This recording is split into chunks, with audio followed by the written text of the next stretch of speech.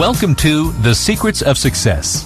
By following the proven techniques of the guests who appear on this series, you'll learn that even successful people run into detours and failures, and how you can apply their success techniques to change your life. You're now listening to the most unique show on radio, the show dedicated to making you a success. Dr. Carla Manly wants to help you create the life of your dreams. Let's find out how. Dr. Manly, thanks for being with us. Thanks for having me, Bill. It's a pleasure to be here.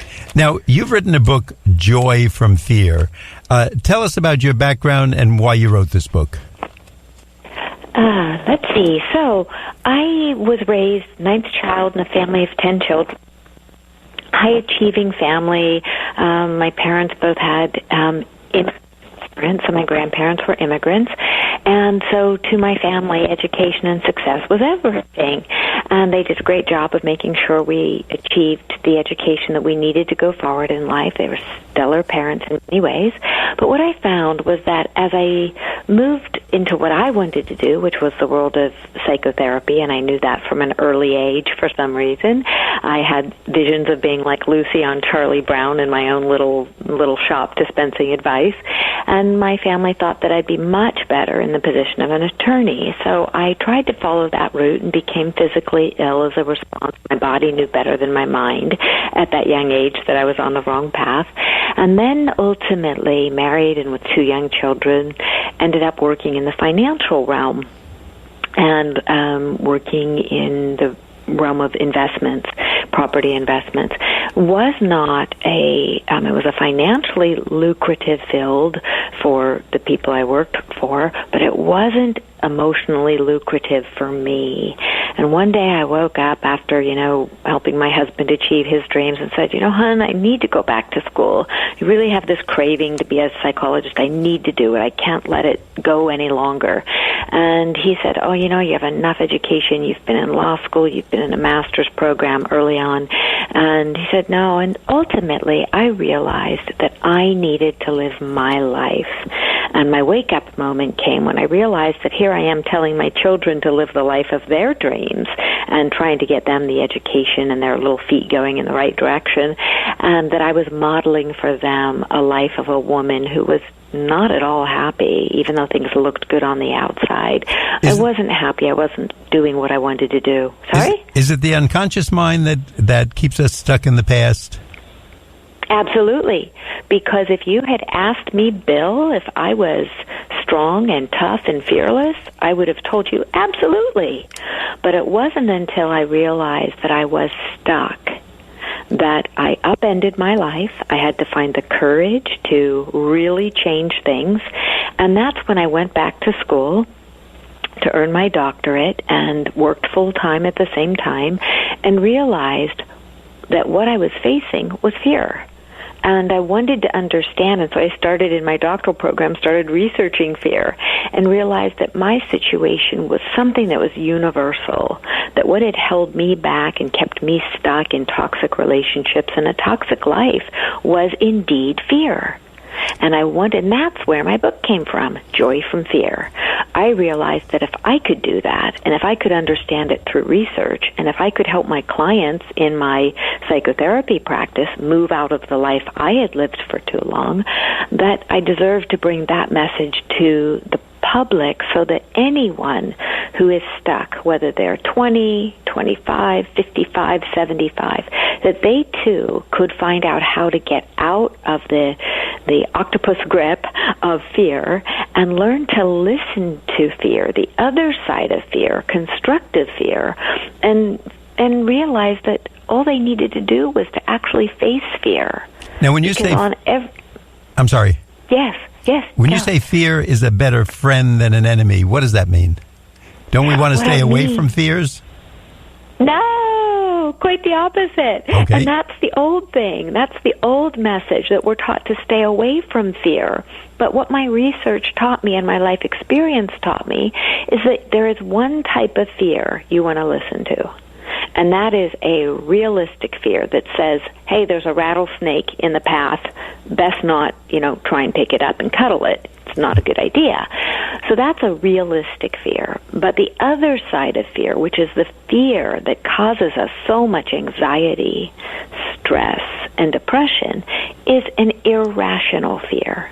Fear that often gets its roots inside us early on in life, in messages that parents often don't mean to give us, but they have an agenda and they want us to be successful and well socialized, so they give us lots of messages.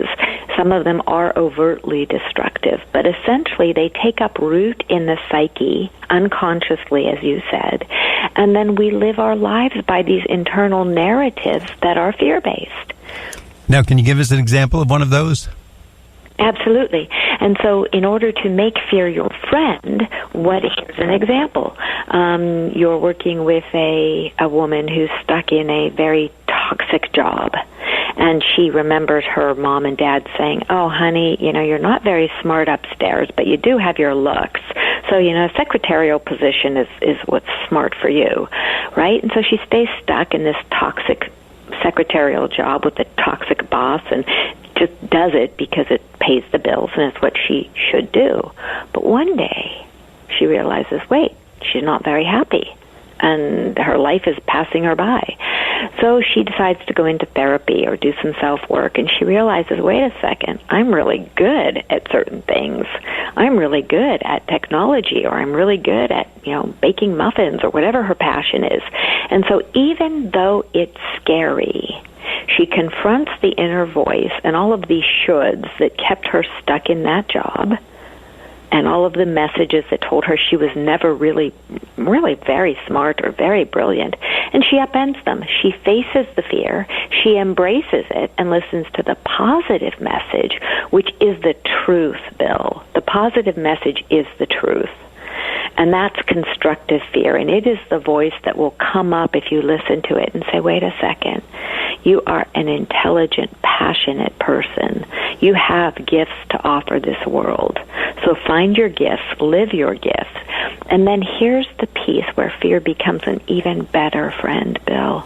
When we listen to fear, we can stop there and just sit in our chair and not do anything about it. But when we take a step into what I came to call transformational fear, and this is where we need strength, where we say, okay, I'll set my goals, I'll do my work, and I will wisely move into this new life I want. And I'll make the plans, and I will create the energy, and I will do it. That is how we transform. Now, Dr. Manly, that is how we... Yes. No, that's right. I'm sorry to interrupt. At this point in the show, we want to remind our listeners that you're listening to The Secrets of Success on the voice of Nassau Community College, 90.3 WHPC. I'm your host, Bill Horan, and today we're talking to Dr. Carla Marie Manly. She is the author of the book, Joy from Fear. And Dr. Manly, where can we get this book, and is there a website where we can learn more? You can find me on my website, drcarlamanly.com, Carla with a C. Manly is Manly. You can find my book on Amazon, barnesandnoble.com. If you prefer supporting your local bookstores, they may have sold out of it, but they can get you a copy. It is Joy from Fear. And you can also find me again on my website with plenty of free advice and articles. You can find me on YouTube and meditate with me, Instagram and Twitter. Now, Dr. Manly, what are some of the typical fears that you see in patients and people that you deal with? One of the biggest things I see, Bill, is that people get stuck in what I call the toxic disease of comparison. And partly because we're in a culture where social media is so important and increasingly important, a lot of anxiety and depression are actually coming from social media, contact with social media, too much contact with social media, so that people, in one form are out there putting out these beautiful messages about their beautiful airbrushed lives, and then the other person, looking at their phone or their computer saying, I'm not that person. I'm not pretty enough, handsome enough, tall enough, short enough, thin enough, whatever it is, right? I don't have the fanciest car. And so we consciously and unconsciously compare ourselves to this illusory perfection. And it's illusory. It's not real. And so that creates this sense of chronic anxiety the sense of chronically not being comfy in your own skin. And why is that so? Because you're thinking you and the beautiful person you are. That's a great point, because I think so many of us are, and I like the way you put it, the toxic disease of comparison, I think you said. But so many of us see something on TV or on social media, and we think we have to look like that person, act as rich or as dismissive or careless or worry-free as they are, and they may have more problems, and probably do, than we do, and we're living the happier life, but they're looking the role, let's put it that way. Now, absolutely. Are most fears that you deal with people, are they more of the real fear type of fear, or are they more imagined? Oh, by far imagined. By far imagined. We were, Northern California is where I'm from, and we dealt with the fires coming through our town, 2 years ago. That is a real fear, right? And that's a real fear. How many times in our lives, depending upon the area of the country you live in, is there a real threat of a tornado, a tsunami, that sort of thing? Those are the real fears. So many of the fears that I deal with are, I would say 99%, and I'm not exaggerating, are imagined fears. That is what anxiety is, by the way. Anxiety is a fear of the future, of some amorphous thing that's going to happen, or things. And so if you don't address that, then you take care of the paper that you were worried about getting, a B on instead of an A, and then you take the anxiety away from that, and the unaddressed anxiety finds a new place to rest. So anxiety is fear of something amorphous in the future. Do these fears cause us to put faith in others? Like you just mentioned about the social media, I guess commercials, movie stars, celebrities, so to speak. Do we put more faith in what they tell us and have more self-doubt about ourselves because of them? It's such a good point, and I believe two things that happen. Yes, we put our faith, if you want to call it faith, in the ideal of the perfect human. I think it's one of the reasons we're seeing such a surge in superhero movies. Because, like other cultures had their gods and goddesses, right? We have our superheroes because we want to believe in some idea of, in some archetype, so to speak. So we put our faith in this belief, and again, whether it's a sports hero or a super movie star or something like that, or a superwoman, right? I think the other thing, and this is even a little more scary, I think that sometimes we put our faith in things. We have faith that our television will save us and keep us safe because we don't have to talk to other people. We can just invest in the TV. Or we put faith that our vacation will save our sanity. Or faith that the fancy new Ferrari or, new BMW or whatever will make us whole. None of that does the trick. None of it. I guess that's the sad part of it. We think that getting that new car, the vacation, or the Dunkin' Donut will make us completely happy, and unfortunately, it's either temporary or just a little transitory, but doesn't really do that job for us. Now, Dr. Manly, are most of us hiding from fears, or do we not even know we have them? I say 50-50. Okay. That many of us know we're afraid because we're acknowledging we have anxiety. So as soon as we acknowledge anxiety, maybe some people don't make the connection that anxiety is a form of fear, but as soon as you say, I'm anxious, I'm socially anxious, I need a beer in order to go be with that group of people, you're acknowledging that you're living in a place of fear, at least in that situation. Then we have the other group, the tough guys, like me, right? Where I absolutely, if you told me, 10 years ago, 15 years ago that I was living in fear, I would have told you no way. Because I feel like I felt like I was tough. I felt like I was strong. I felt like I was doing all the right things. But then the work for all of us is, as we say as therapists, we peel back the onion one layer at a time to start looking at what makes us tick. Because if we are not happy, something inside is going wrong. No medication's going to fix that. No car, no fancy coat, no beautiful piece of jewelry is going to fix that. Dr. Manly, you make a lot of great points, and we want to know more about how to get joy from fear. But at this point in the show, we want to remind our listeners that you're listening to The Secrets of Success on the voice of Nassau Community College, 90.3 WHPC. I'm your host, Bill Horan, and today we're speaking with Dr. Carla Marie Manly, author of Joy from Fear. We'll be back after this brief break. You're not wired to have a response to this sound. You're neutral to it. You hear it every time you finish a meal and never feel anything. But if we were able to associate this sound with a new stimulus, save the food, we've achieved pulling a natural response from you. Save the food. Why are we doing this, you may ask? Save the food. Because this ad is trying to change your after-meal behavior through brainwashing. Because food waste costs the average family $1,500 a year. Save the food, cha-ching, and $1,500 extra bucks is like getting a pay raise. Save the food, cha-ching, you're promoted, which could pay for your child's braces. Save the food, cha-ching, you're promoted. Check out my braces. So when you hear this sound, rethink your behavior. Cook it, store it, share it. Just don't waste it. For tips and recipes, visit savethefood.com. Brought to you by NRDC and the Ad Council.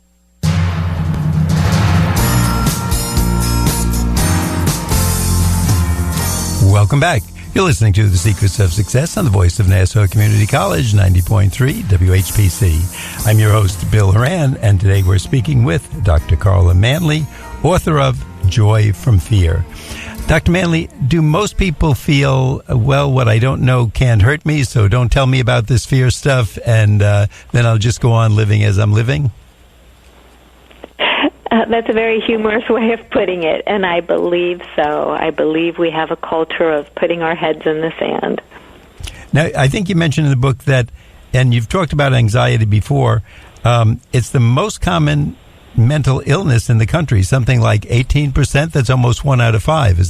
Did I read that correctly? Yes.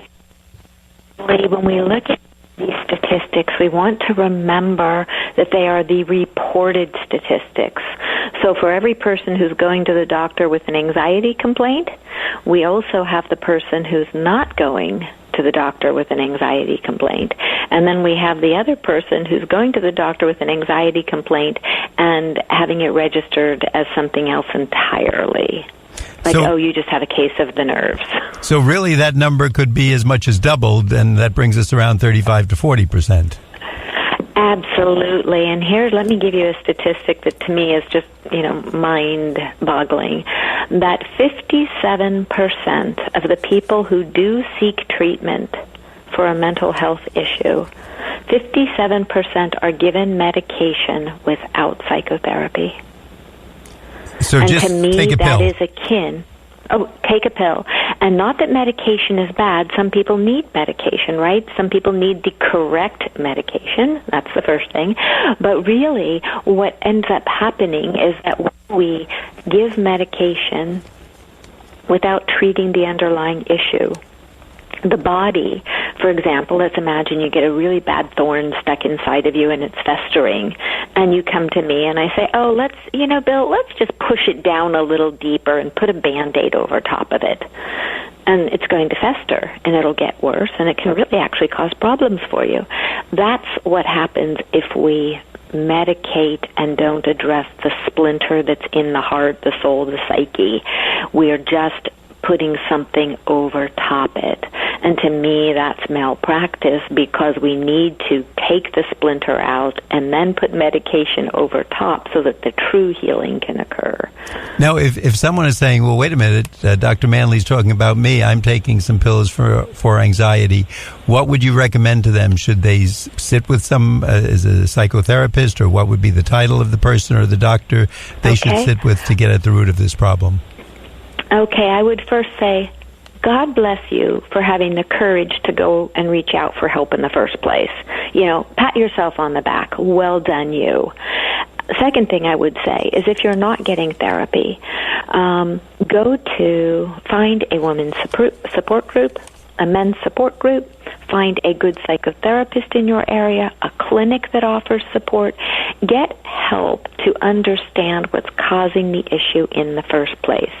Then you may, and that's a may, you may be able to move through life at some point without the medication, right? The other piece, and I really want to impress this on listeners, some people go to the doctor and they're given a medication and the medication doesn't work because the doctor is likely dispensing whatever is on his or her radar, right? It is not necessarily the medication that's most effective for you. And there's an entire new field called psychopharmacogenomics, or pharmacogenomics, whichever you like to use, that is all about this new trend, thank goodness, of having medications tailored for the person's unique physiology. And that's coming. It's very expensive right now, but it is coming, so people should be aware of that. So the other thing, and this is the part I want to impress upon people, is if a medication is not working for you that's been prescribed by a provider, it's not your fault. You're not doing something wrong. You're not broken. You're not impossible to fix, because that's often what happens is the people who are reaching out for support, they're given a medication where somebody's just throwing a dart, just hoping it'll be the right one. And sometimes it's not. And so the person who's suffering ultimately can feel worse about themselves. And we want to avoid that. So if something's not working, then you need to be an advocate for yourself. And I understand that sometimes clients feel very weary as in tired, but also wary and hesitant to go to a doctor and say, wait a second, this is not working. Give me something else. Do blood tests, find out what is needed from my body. And that's a really difficult part for many people, but I did want to speak to that, so thank you for giving me the opportunity. Oh, no, it's through your book that I'm learning about this. If someone is on meds, what's too long of a time? In other words, we know if we have a cold or cough medicine, we might take it for 3 days to 7 days, something like that. But if someone is on meds for anxiety, what would you say? Is it over 3 months, 6 months, 2 years? That's too long, and they should really get out and get some professional help? I want to be really careful about commenting on duration, and here's why. That's really the purview of physicians, and a physician that's trained in psychotropic medication, ideally a psychiatrist, right? We want a psychiatrist, not a GP managing our psychiatric meds. So that's the first thing. A lot of people go to their GPs, and GPs, as wonderful as they are, they're usually balancing a lot and have about 10 minutes to spend with each client, right? So we want a referral for a psychiatrist. That's the first thing. If you're getting meds, try to advocate for yourself to get a referral to a psychiatrist. The second thing that you want to do is to pay attention to, if, let's say, you're on an anti-anxiety med, there are some that are more addictive in nature than others, so just be aware of that. Talk to your primary care physician about how addictive they are.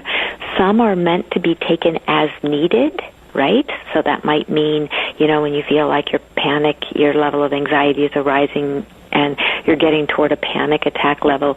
So maybe that would be the time that you would want to take an as-needed med, right? But some people end up taking them chronically and becoming somewhat, a little more dependent on them. So what you really want to do is create a working relationship with your psychiatrist, somebody that you can really trust to be your advocate in keeping your use of pharmaceuticals at a minimum, enough that they're helping you, but also making sure that you're getting the psychiatric care you need, the one-on-one talk therapy, which you are entitled to, and then when and if there is a time where you feel like your life is stable enough and you want to start backing off of the medications, consult your primary care physician, consult your psychiatrist, and do it with them as a team. It is not something that people ought to be. A lot of clients end up doing this. They get really frustrated with their care providers, and they just go cold turkey. Once and it's again, just not, we want to be really mindful that you're working with your body here and your neurochemicals, so you really want to follow your psychiatrist's advice. Once again, Dr. Manly, we want our audience to know that you're listening to The Secrets of Success on the voice of Nassau Community College, 90.3 WHPC. I'm your host, Bill Horan. Today we're speaking with Dr. Carla Marie Manly. She's the author of Joy from Fear. And Dr. Manly, tell us that website again if we wanted to get more information.